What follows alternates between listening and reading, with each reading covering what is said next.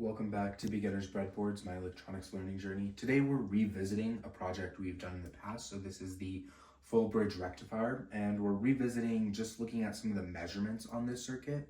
So the general idea still stays the same. You're getting 120 volts AC from just the outlet in your house, and then that steps down to about a 10 volt RMS AC. And then it goes through the rectifier with the 4 diodes. And then from that, after using a capacitor, it will smoothen out to become full DC voltage.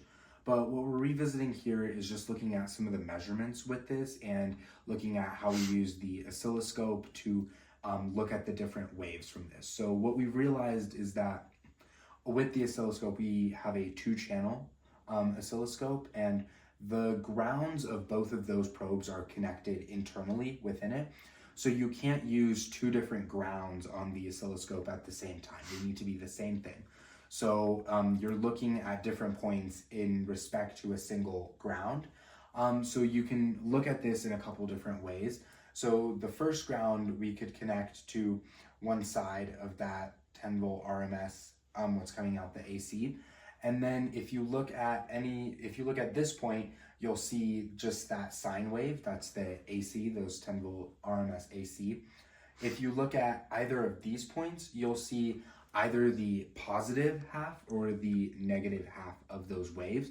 So this side would be the positive and this side would be the negative, but you'll see that one half. And that's in respect to this ground here, which is connected to that AC. But if you switch the ground over to here, this becomes the DC ground. And with that, looking at different points, you'll see different things. So if you're probing right here with the oscilloscope, you can look at the progression from a full sine wave to the DC current, the DC voltage. And so what we're first going to do is we're not going to connect the load circuit, which is 3 LEDs. We're just going to use a 1M resistor, which will pass a couple milliamps through the circuit, and then we will also connect a capacitor, which will start smoothing out the peaks into real DC voltage. When we connect the ground to the DC ground and we probe right here, you'll see the fully rectified sine wave. So it will all be on the positive side, so the negative part of the sine wave goes to the positive, and the wave will look like it's just kind of hopping. And that's with that 1 meg ohm resistor, which will pass a couple of microamps through the circuit. And then once you add in the capacitor and you probe right here, it'll start smoothing out into DC voltage. This is everything connected onto the breadboard. So this is just the circuit for the rectifier, and we haven't connected our load circuit yet. That's our LEDs and what will be a capacitor. And we're just powering this through here, just your standard outlet. And so on the oscilloscope, what we're getting is this is our AC input. And right here, we can see the RMS for that is just at 10 volts. But the voltage of the peak to peak, so top to bottom, is 28.6 volts there. So it's higher, but that RMS is still 10 volts. And now with this blue line, we can probe different parts of this to show the positive half and the negative half of this sine wave. And this is with the ground in respect to the minus side of the sine wave here, of the input wave here.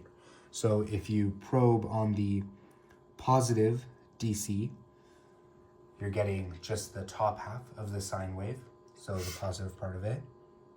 And then if you probe it on the negative DC right here, you're getting the bottom half of the sine wave, the negative part. Now what we can do is move the ground from the negative side of the AC to the DC ground. So right here, if we just make that switch, and now on the channel 2, this blue waveform, you're seeing the full rectified sine wave. So just the minus part went to the positive side.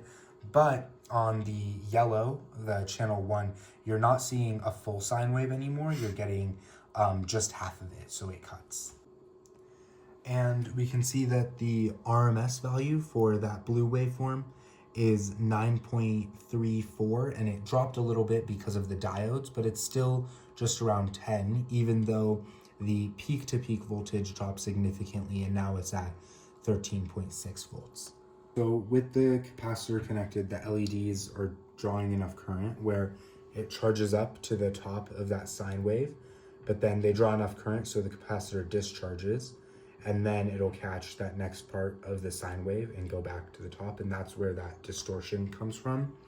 And it's because of that load that the RMS value drops a little bit. So now we can change the capacitor to a larger one. This one's 100 microfarads. Then putting that in, the LEDs will get a little brighter, but we also get less distortion here because it's a larger capacitor.